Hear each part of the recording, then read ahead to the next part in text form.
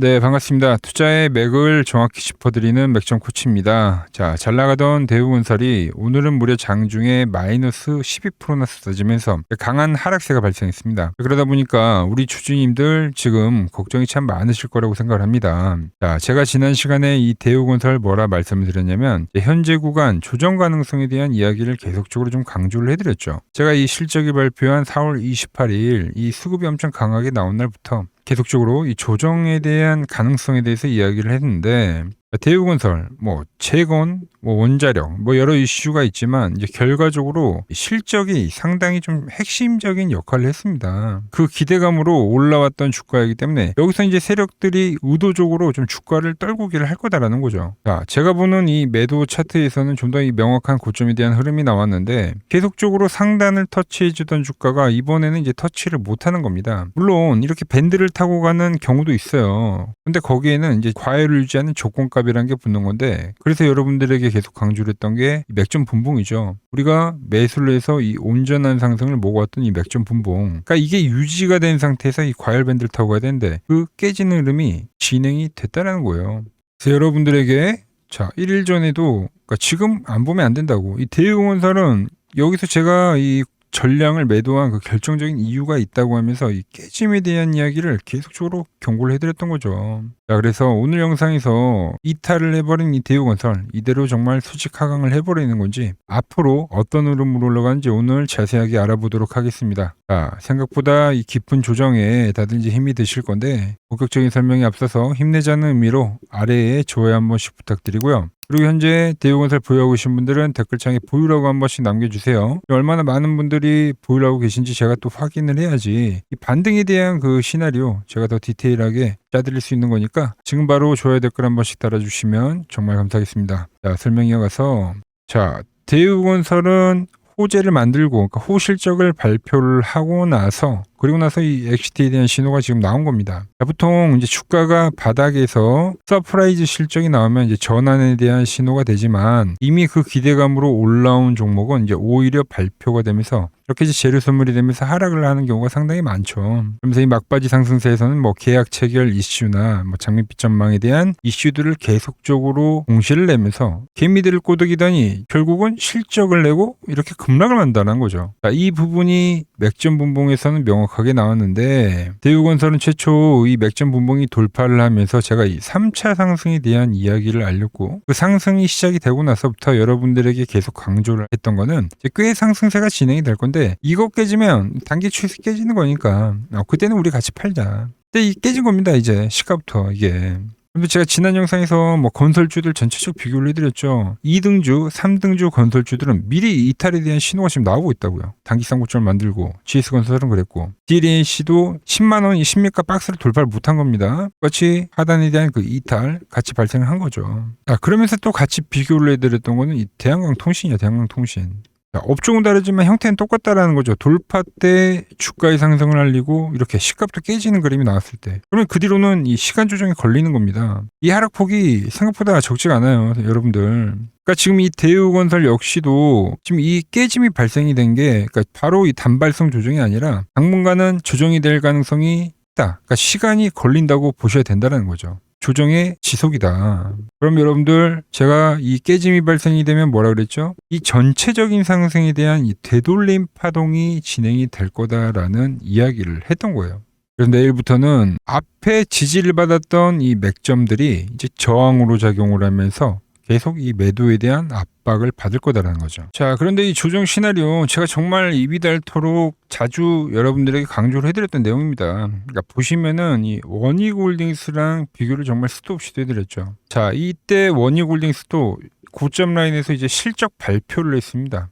그래서 기대에 못 미치는 실적을 만들면서 엄청난 급락을 발생했죠. 그리고 이 급락 뒤에는 며칠 더 이 추가 하락이 떨어졌어요. 그러니까 생각보다 깊은 이 전체적인 상승에 대한 되돌림이 진행이 됐다는 거죠. 대우건설도 현재 이 흐름과 아주 흡사한 파동으로 지금 진행이 되고 있는 거예요. 자, 그런데 여러분, 제가 말씀드렸죠. 그러니까 이건 역시도 지금 세력들이 의도적인 큰 조정을 만드는 겁니다. 무슨 말이냐면은 제가 이 대우건설 3만 원이 넘어갈 때 기억하신 분들은 기억하실 거예요. 거예요. 3만 원을 넘기는 이유는 이 전광판 효과 때문이라고. 그 구간에서 개미들과 이 불나방들을 꼬드기기 위한 이 오버슈팅을 보여줄 거다라는 이야기를 했는데, 그러면서 이 뻔한 엑시트 시나리오를 보여준데 그것마저 이제 매집이 될 가능성이 크다라는 거죠. 그 뒤에는 이 원희골딩스처럼 더 강력한 이 한파동이 더 존재한다라는 겁니다. 원희골딩스 역시 실적을 발표하고 의도적인 하락을 했지만 그 뒤에는 더 큰 한파동이 진행이 되더라. 이와 똑같은 흐름으로 진행이 되기 때문에 이 하락마저도 지금 세력들이 설계한 시나리오다라고 제가 지금 말씀을 해드린 겁니다.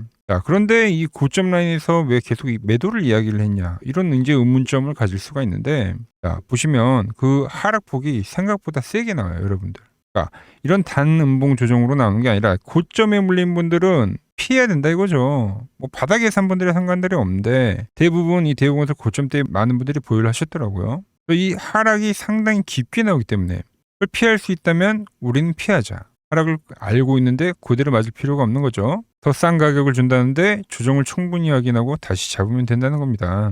이제 어떤 식으로 진행이 되냐면, 자, 원희골딩스는 이제 올라올 당시에 11선이 지배력을 갖는 이 세력들의 롤링하는 이동평균선이었어요. 그 이탈이 나오면서 급락을 발생을 했고 기술적 반등을 일정한 어떤 특정 가격대에서 만들긴 했는데, 이 지지를 받았던 이동평균선을 이렇게 돌파를 할 때, 그리고 이렇게 안착하는 그림이 나올 때, 그때 이제 재매수를 하면 된다는 거죠. 즉 저항이었던 이동평균선이 지지로 활용이 될 때 매수를 해야 된다. 상당히 이게 기술적 분석에서 기초적인 원리죠. 그래서 그 시나리오를 대입을 해보면, 그러니까 대우건설은 좀 더 하락이 나와야 돼요. 일정한 어느 중요 가격대에 찍어야 됩니다. 그래서 그 기준점이 살 때까지는 일단은 하락을 지켜봐야 된다. 그러다 어느 중요 가격을 찍으면 그때부터 이제 다시 이 저항선을 돌파하려는 작업을 할 겁니다. 이런 식으로. 그럴 때 이제 돌파와 이 안착을 확인하고 그때 다시 매매에 임하면 된다라는 거죠. 가장 최근에 뭐 대한항공통신과 제가 비교를 많이 하는데, 똑같이 포물선 상승으로 올라왔던 주가가 자 맥점 분봉에서 이탈이 나면서 조정을 했단 말이에요. 근데 최근에 다시 상승세가 나오고 있잖아요. 보시면 어떤 그림이 나옵니까? 저항을 받던 이동평균선에서 이렇게 돌파와 안착 작업을 하고 그리고 나서 급등이 나왔다라는 거죠.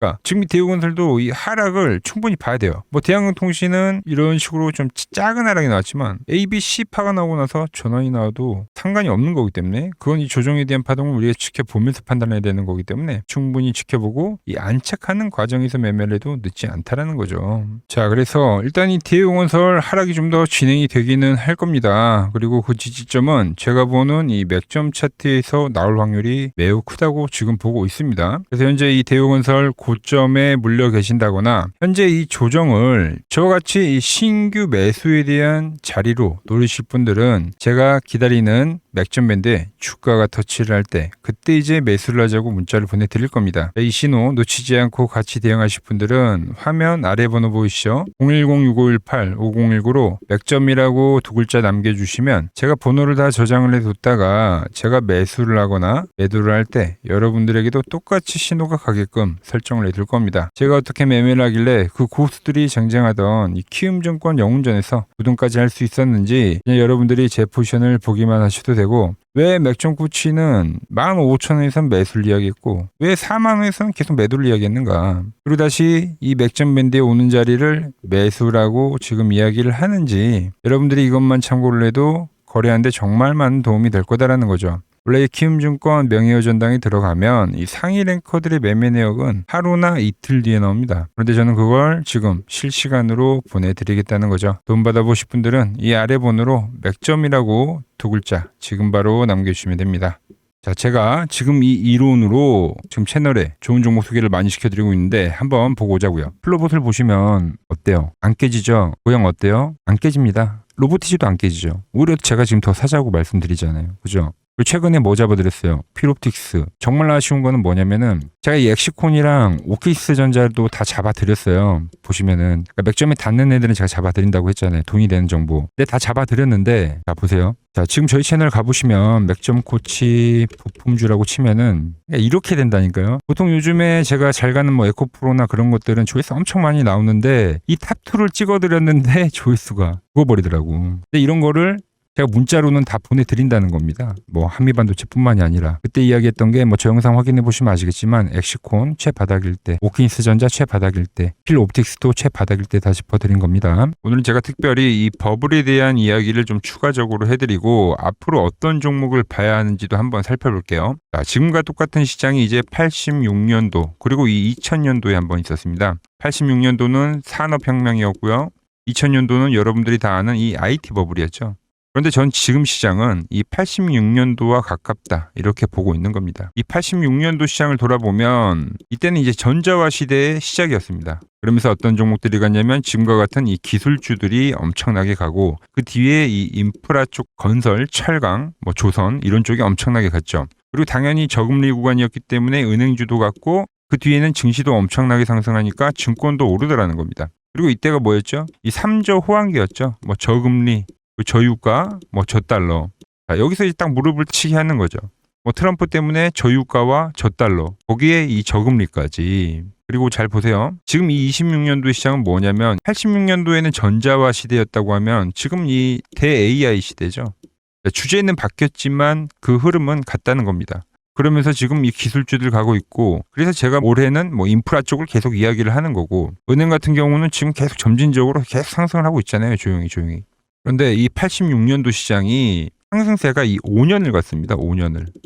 그런데 우리나라 지수 지금 어때요? 이제 고작 1년 좀 넘게 상승을 해주고 있는 거죠. 물론 이 안에 이 조정에 대한 시간도 분명히 있었습니다. 뭐 몇 개월씩 나오긴 했죠. 뭐 지루한 엄청난 횡보를 하던가. 하지만 엄청나게 장기간 동안 대세 상승을 보여주더라는 거죠. 자, 그리고 지금 우리나라에서 진행하는 게 이 밸류업 프로그램이죠. 최근 이제 일본이 이 밸류업 프로그램을 하고 나서 지수가 이 5배가 뻥튀기가 됐습니다. 우리나라는 이제 뭐 2000포인트에서 이제 4000포인트 좀 넘어가는 거기 때문에 뭐 2배 정도 상승을 한 거죠. 그런데 지금 이 정부가 이 밸류업 프로그램을 하면서 목표하는 게 뭐냐? 바로 이 6월 달에 있는 이 MSCI 이 선진국 지수 편입을 하기 위해서죠. 그래서 최근 나온 뉴스가 24시간 거래가 된다. 뭐 외환시장도 개방을 하고 그리고 상법 개정안 같은 경우도 지금 1단계, 2단계, 뭐 3단계 단계별로 계속 진행을 하고 있고 이 모든 게 왜? 바로 이 선진국 지수에 편입을 하기 위해서입니다. 이게 이제 6월 달에 발표가 있으니까 거기에 맞게 정부가 움직임을 보이고 있다는 겁니다. 자, 그럼 편입이 되면 무슨 효과가 되냐? 이제 모든 이 업종들이 재평가를 받게 되는 거예요. 자, 그러면서 이 패시브 자금이라는 게 들어옵니다.